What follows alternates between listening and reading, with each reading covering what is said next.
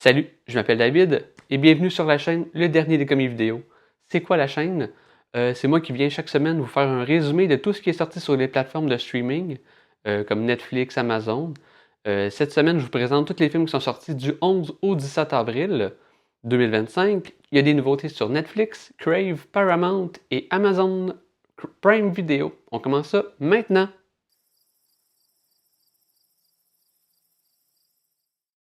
On commence avec Netflix cette semaine, l'un des derniers films de Wes Anderson, Asteroid City.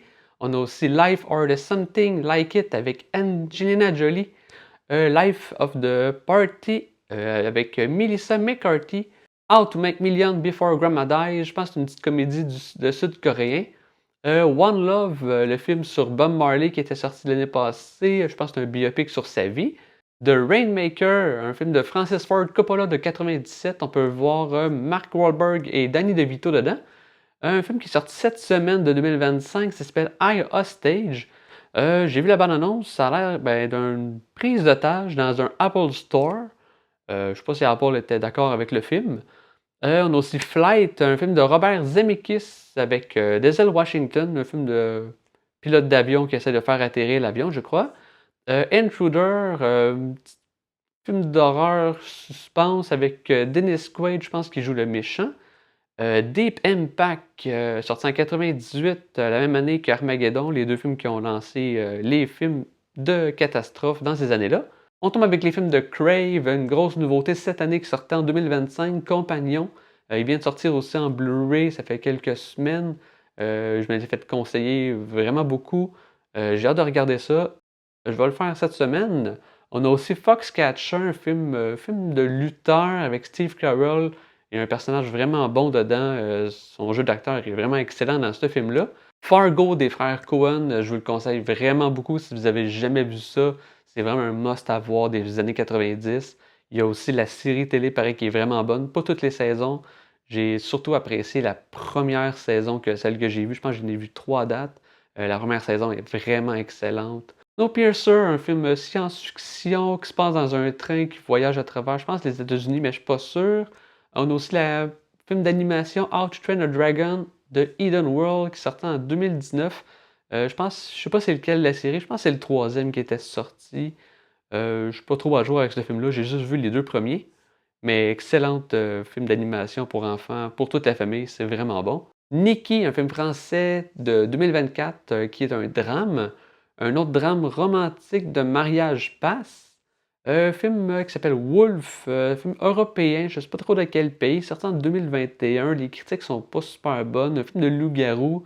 Je dirais que depuis quelques années, les films de loup-garou sont pas super bons. Avec Wolfman qui est sorti et Werewolf aussi. On dirait qu'on sait plus faire des films de loup-garou. Il y a aussi Irma Vep, un film de 96. J'ai aucune idée c'est quoi, mais les critiques sont au top. Ça me donne un peu le goût de l'écouter, mais j'ai vraiment aucune idée c'est quoi. Aussi une comédie romantique de 2024, Running on Empty. Ça aussi, j'ai aucune idée c'est quoi. Deux films de Tarantino, Django et Inglourious Bastard, dans les tops des meilleurs films de Tarantino, selon moi, avec Pulp Fiction. Vraiment, écoutez ces deux films-là si vous ne les avez pas vus encore.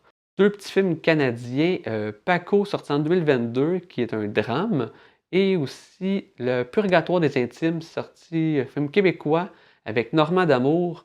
Il doit avoir fait ça en 2 tournages de stats en 2023. On continue ça avec les films de Paramount+.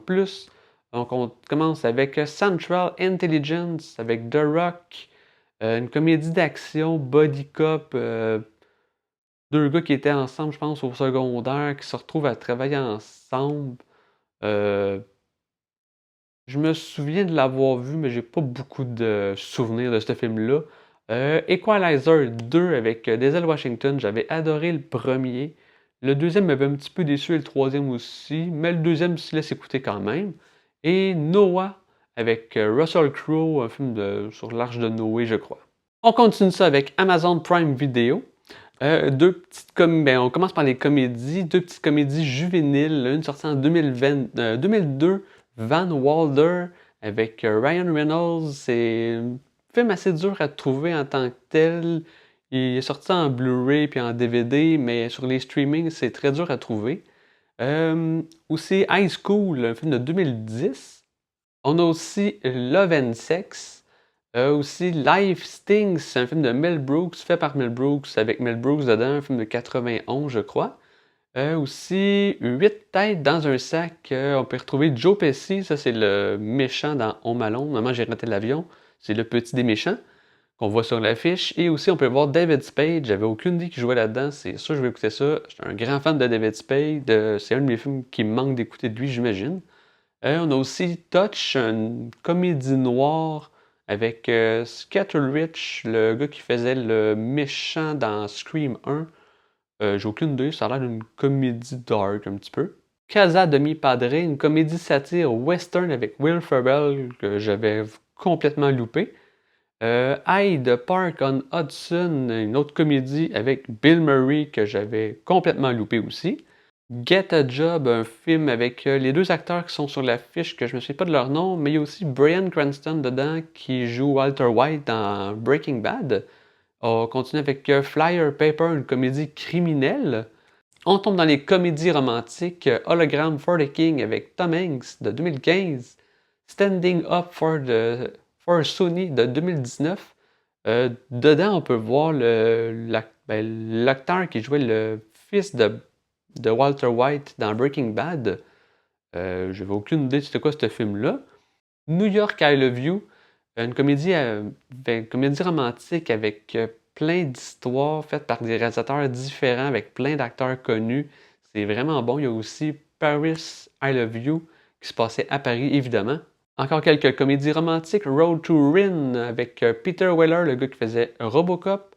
Bon, Flanders, aussi Buffalo 66 avec Christina Ricci. Ça fait longtemps que je vois ce DVD-là, que j'ai jamais vu. Je sais pas trop c'était quoi, on dirait un True Romance ou Natural Born Killer. À ce que je vois, c'est une comédie romantique. Je vais peut-être l'écouter, ça m'intrigue comme film. Il y a aussi Jane Eyre et Tender Mercy avec Robert Duval dedans. D'autres petites comédies romantiques, Five Feet Apart, Music for Another Room, Sleeping Dog Lie, Skipped Part et Love in the Time of Money. Un film avec Steve Buscemi, un gars assez, pas méconnu, mais sous-estimé, que j'adore beaucoup dans beaucoup de films. On tombe dans les drames, on commence avec The Fighter avec Kristen Bell et Mark Wahlberg. Il y a aussi Vincent and Theo, un film un peu sur Van Gogh, je crois. Je ne sais pas trop si c'est sur Van Gogh ou dans l'univers de Van Gogh, un film de 90. Family Man, aussi August Osage Country, un drame comédie tragique de 2013. Il y a beaucoup d'acteurs connus dans ce film-là, mais j'avais jamais vu cette pochette-là. Ça me dit vraiment rien. Film pour la famille. On a Charlie et la chocolaterie de Tim Burton. Un petit film qui s'appelle Cécile. J'ai aucune idée c'est quoi, j'ai jamais vu ça. C'est sorti en 2019, mais dans le film, ça se passe en 1996. D'habitude, ces films-là, j'aime ça, mais je sais pas si c'est peut-être trop enfantin comme film. Jurassic Tale, un film avec des vraies personnes. C'est pas un dessin animé, mais ça ressemble à un film des années 90-80. C'est des jeunes qui trouvent un dinosaure puis qui essaient de l'aider. Un film des années 80 qui était sorti, que ça avait l'air vraiment de ça, mais c'est sorti dans les dernières années, ça. Tu peux m'avoir avec vos enfants. Suzume, un film d'animation. J'ai aucune idée c'est quoi. Je me fait dire que c'était vraiment excellent, puis c'est vraiment bien noté, comme 4,7 sur 5, là. Si vous aimez les films d'animation, ratez pas cela, paraît que c'est vraiment bon. Mafia Inc., un film de Pods, sorti peut-être une dizaine d'années, que j'ai manqué. Je l'ai racheté en DVD, mais ça traîne quelque part sur une tablette. Faudrait que j'écoute un jour. La ligne brisée, film de boxe québécois. Aussi Les êtres chers de Anne Hémon. Et le documentaire de Paul Arcand, Dérapage.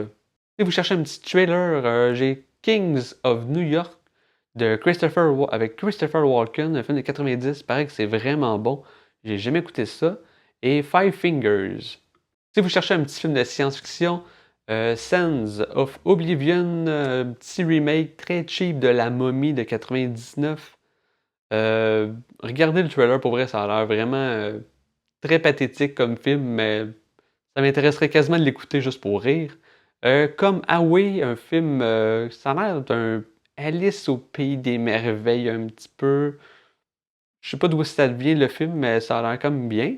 End Run avec Alec Baldwin. Aussi After the Dark. Trois petits films vieux, très vieux de science-fiction de Giant Spider Invasion, Message from Space and Beyond the Time Barrier.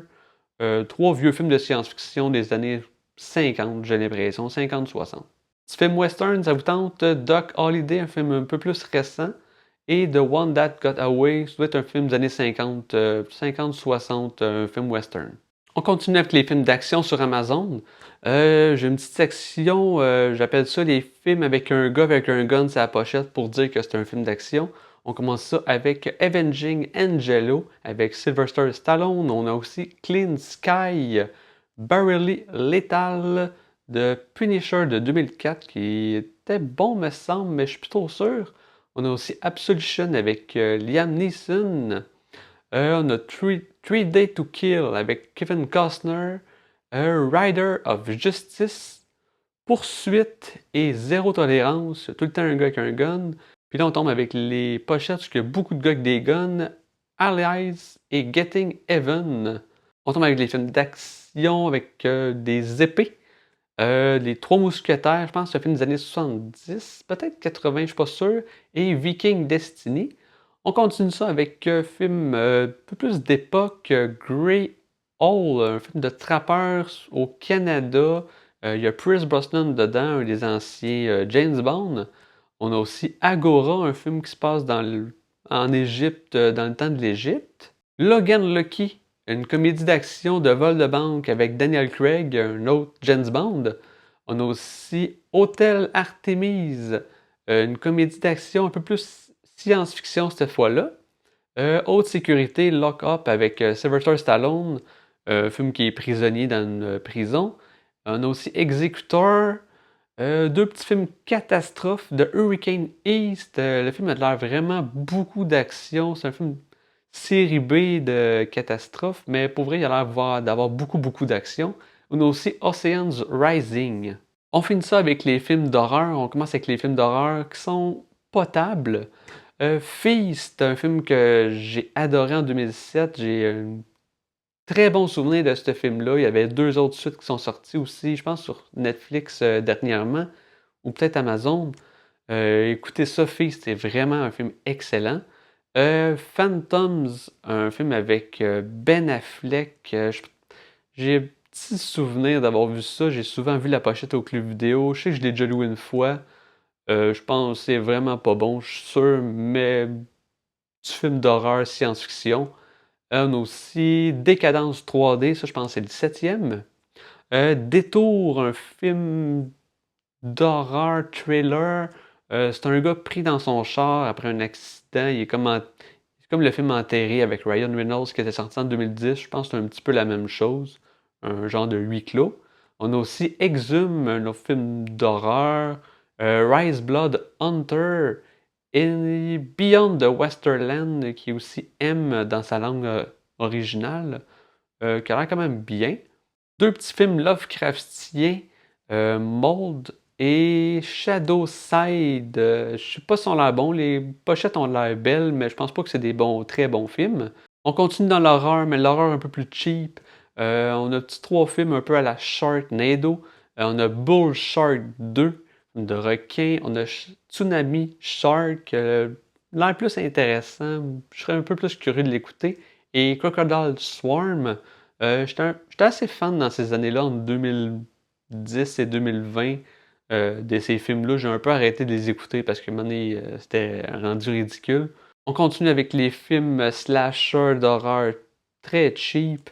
Film Red Summer, un gars avec un masque de cochon. Et deux films avec un masque de souris qui s'appelle Mouse Boat Massacre et Mouse of Horror. C'est sûr que c'est pas bon, mais des fois c'est drôle à regarder. On a aussi des petits films de possession cheap avec des petites filles démoniaques. Foreclosure 2, The Woman Under the Stage et Cult Girls. Et on termine ça avec trois films qui ont l'air encore plus terribles. Cursed, film démoniaque d'un démon, ça a l'air de se passer dans une petite cabane dans la neige. Hell Week, juste avoir la pochette, je donnerais pas cher. Et Star Abyss, je pense que c'est sud-coréen, science-fiction, horreur. Des fois, ça peut être bon, par exemple. C'était les nouveautés de la semaine. J'espère que vous avez trouvé un film ou deux à écouter. Merci d'avoir été là. Vous pouvez me suivre sur YouTube et Facebook. Vous pouvez vous abonner ou sonner la cloche. Ça m'aiderait beaucoup. On se retrouve la semaine prochaine pour d'autres sorties sur une plateforme. Je vous souhaite une belle semaine de cinéma.